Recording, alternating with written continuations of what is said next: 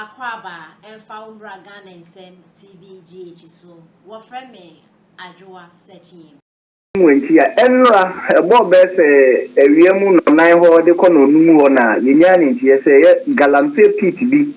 a broken nipa I do na so sham and more won't me any one Jabana Monku Pimu a honum na ube dua na a yara hosem. Isan say Omwa Omutmi yi omo a nipa numu yi omo na emu 9 amunumu ho ade na emu miensa na ahwere omo ba ko omode ne call eye wenchi clinic ono so ekohwere ne nkwa ho ba ko pe na meno ka say de bit maka say ne nkwa da su titan ne so enokra no mfa na ho gro so sa na ye ne omo a yekoto omo ho ye galamsey boys na yekoto omo ho no ye no mudi nkomo na omo chirima enipa ebro ebionu eye 20 ekika ko 30 plus krana akam na nimu a wontimi enyi won na yebusa omo se na eba ne sei omo chirima omo buso omo ye adwuma wa amanimu no ena insuo na oma block ya se de be ya entwin farm na no so no emse na amna no bia na oma block insuo na ayemre insuo na ho ode ne bro na tie na omo de a block no aho ode no so nti ensuo ni twi farm na no so nyina ama de ateche ne anya atwi agu amna ni nsa amna ni mudo atwi agu mu no na ensuo no so asa akotem entinya de se wuni magare akura na ubetimi adosuko edi akoyi emrante no mo hihya amra na te san se anya na kata won so ene nsuo no so asa ba be kata so kra eti na de wo sempanifo ye ne se omo betimi de bia pumping machine bi atwe edi nsuo na film amrani ansa no motimi ayi eye enokra no betu anya na kata wo so no ansa no motimi yi enipa na yesusu se bebru aduonu ewo amrani mu na ye no mudi nkomo na na chese anu odin isan se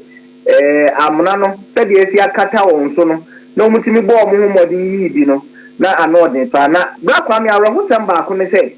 eye DC yo no wo denchembo mansinim eye Akwatia abatom pefian so no Omar Ahmed honorable obepie mo ni a police for bro edukura ni abiu no e de pie mo eye site honom na omugbo omu modern se na nko betimi aboa ma omoyi enipa na aka amana na se no nanso de akoba ne se pumping machine ba ko pe na omunya ya na omode pumping su no na nso no nso a eso na edo so so amana ni tinya de se da etimi ye aduma no eti obo be se no nsia de ko nimpa mu honum na DC na se ne ya ye bia ni entimi dia ye san ko fi na anopa no ya fire service for ne kami bebu sabra mu ye sadie na fire service for we bra kwa fire service media ni ho ba ho so wo share atim wanti a eno share Akwatia ate anase de njebo mensi na ate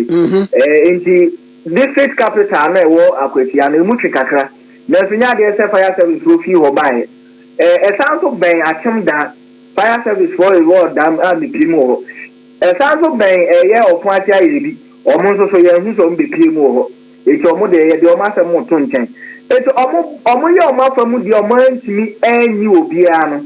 na DC na ye na je ne police won ma ye nko back to Akwatia na nopa omo abetoa adwuma no so ahwe so mbetime yi mabunu na aka e wa amrani mu no omo bedu wanchi na omo hu se excavator mienu si ho no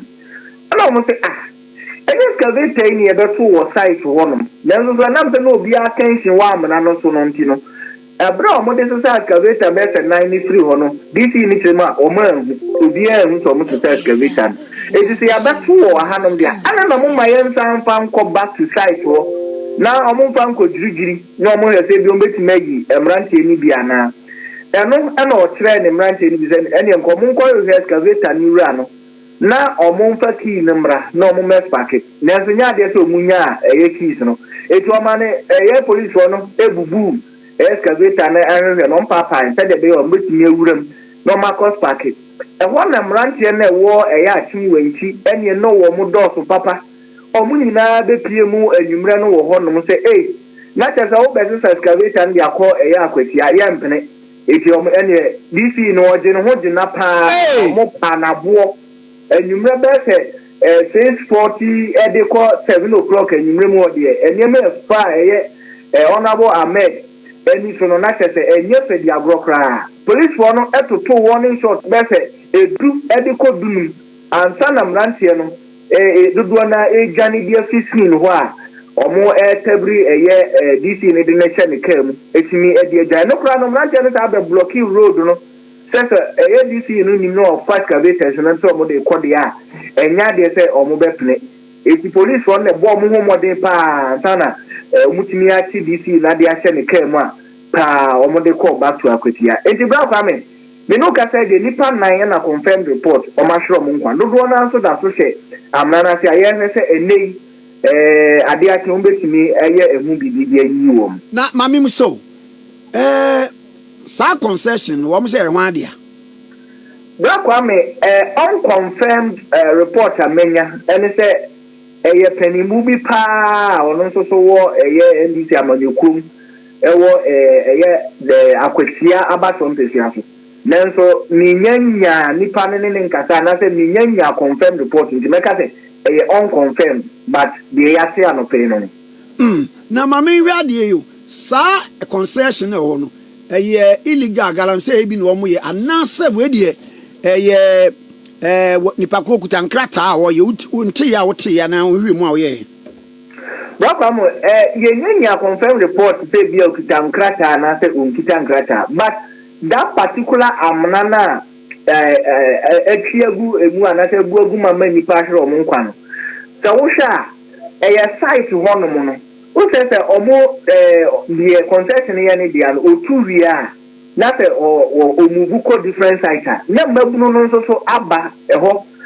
so mbe mu se that particular place no board wo ho no mo a na omo so atiagu enti we no wutimi se enye